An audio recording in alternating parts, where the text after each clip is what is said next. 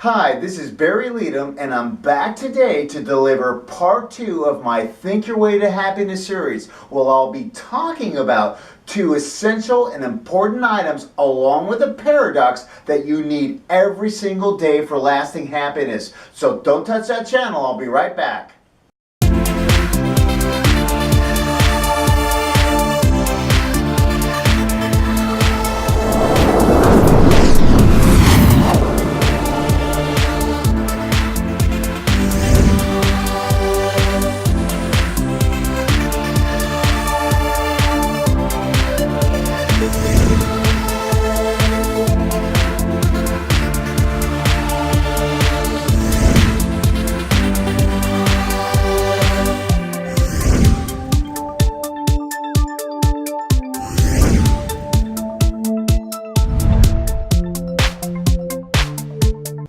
Most people have an unusual relationship with happiness. On one hand, we consider happiness our right and we do everything in our power to possess it, but mostly in a materialistic form. And I don't have to tell you that materialistic items and comforts by themselves don't have lasting happiness, but having reached that conclusion, sometimes you may not see another way and once again retreat into your comforts and your comfort zone and barricading yourself from what appears to be a hostile and threatening world.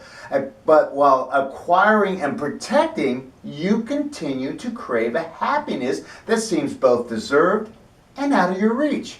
You know what? I've come to the conclusion that we don't know what happiness really is. We're confused. And we confuse it with a life free of adverse emotion, like free from anxiety and anger and sadness and fear, while we pursue materialistic items and comforts. But happiness is something entirely different. Happiness is the ability to receive the good without clinging and grasping to it, while receiving the bad without condemning it and then surrendering to it. Now I'm going to say that again because it's very important. Happiness is the ability to receive the good without grasping and clinging to it, while receiving the bad without condemning and then surrendering to it, because emotions are not permanent.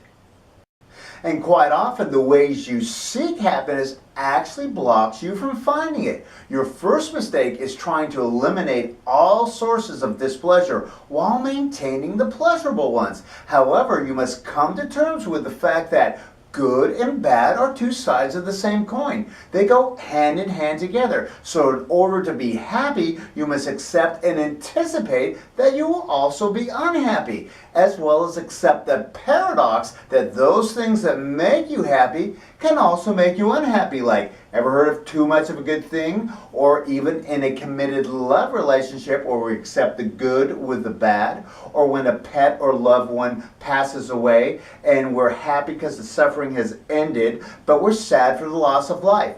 And even though you realize that no one can be all good or all bad, you're still intolerant of frustrations to your own pleasure as you continue to grasp at the very objects that have previously disappointed you, such as an unhealthy relationship or substance abuse or any addiction in your life, or even eating too much. In fact, our search for happiness through pleasure of the senses or dulling of the senses through addiction seem to never have an end. And in the end, you're never happy.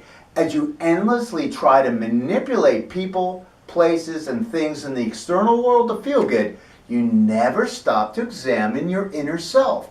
And in your search for perpetual gratification, you can't get past the feeling that, I can't believe this is happening to me, or why me, and this sense of self-centeredness. You're restricted by tunnel vision, with your own pleasure or displeasure being your sole reference point, when there's a multitude of feelings and levels of feelings in the spectrum of emotion that are trying to teach you about yourself and about life. We identify with the feelings of disappointment, sadness, and anger, yet we long for happiness in which no such feelings ever arise. But as long as you continue to try to eliminate displeasure and preserve only pleasure for a prolonged sense of well-being, no lasting happiness is possible, because real life and its complications and disturbances eventually interfere and trickle back in.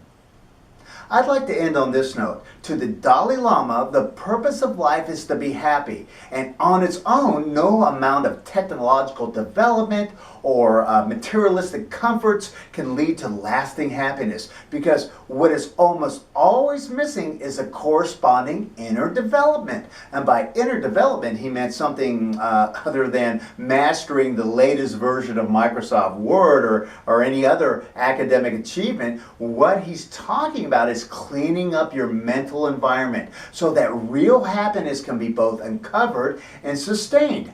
I see the pursuit of happiness as being one of the most important life goals that we have, and it's not achieved by preventing bad feelings and collecting material objects, but rather by challenging and broadening your perspective and techniques of mental and inner development.